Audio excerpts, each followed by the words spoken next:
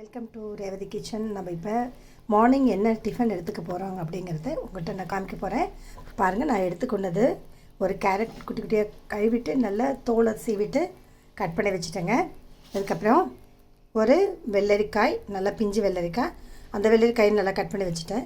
மாங்காய் இந்த கிளிமுக்கு மாங்காய் இருக்குது பார்த்தீங்களா, பிஞ்சாக இருக்கிற கிளிமுக்கு மாங்காயில் ஒரு சைடில் ஒரே ஒரு கன்னத்தை மட்டும் எடுத்துகிட்டு அதை குட்டி குட்டியாக கட் பண்ணி அதையும் வச்சுட்டேன். இங்கே பாருங்கள், நேற்று ஈவினிங்கே வேர்க்கடலை ஒரு 50 கிராம் இருக்கும். அந்த வேர்க்கடலையை நல்லா ஊற வச்சுட்டு வாஷ் பண்ணிவிட்டு ஊற வச்சுட்டு இப்போ அடுத்தது என்ன பண்ண, நல்லா கொஞ்சோண்டு சால்ட் போட்டு நல்லா பாயில் பண்ணி வச்சுட்டாங்க.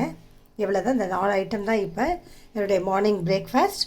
பாருங்கள், இதில் ஏற்கனவே நான் அந்த சால்ட் போட்டு பாயில் பண்ணி வச்சுட்டு அதுக்கு தேவையான அளவுக்கு சால்ட்டு தேவையில்லை. இந்த 3 பொருள் இருக்குது பார்த்தீங்களா, கேரட், மாங்காய் ப்ளஸ் வெள்ளரிக்காய், இந்த 3த்துக்கும் தேவையானது சும்மா நான் ஒரு கிராம் அளவுக்கு சால்ட் எடுத்துட்டேங்க. பாருங்கள், இந்த எல்லாத்தையும் நல்லா கிளறி விட்டுட்டேன். இந்த சால்ட் இந்த மாங்காய்க்கு, வெள்ளரிக்காய்க்கு, கேரட்டுக்கு தேவையான அளவுக்கு போதும். இப்போ என்ன பண்ண போகிறேன் நான், அடுத்தது இந்த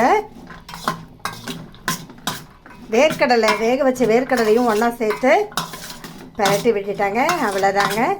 இப்போ நான் என்ன பண்ண போகிறேன், அதுக்கு மேலே கொஞ்சோண்டு உங்களுக்கு தேவை அப்படின்னு சொன்னால் மிளகுத்தூள் போட்டுக்கலாம். அப்படி இல்லைன்னா இது வெறுசாவே சாப்பிடலாங்க. பாருங்கள், ரொம்ப நல்ல அற்புதமான ஒரு மார்னிங் பிரேக்ஃபாஸ்ட் ரெடி ஆகிடுச்சு. டாக்டர் சிவராமன் சார் சொல்கிற மாதிரி இந்த மாதிரியான பிரேக்ஃபாஸ்ட்டோட நம்ம சாப்பிடும்போது வெயில் காலத்துக்கு உகந்ததான ஒரு உணவு, நல்ல ஃபைபர் ஐட்டமும் இதில் இருக்குதுங்க. ஈஸியாக டைஜஸ்டும் ஆகும். நீங்களும் ட்ரை பண்ணி பாருங்கள். தேங்க்யூ ஃபார் வாட்சிங்.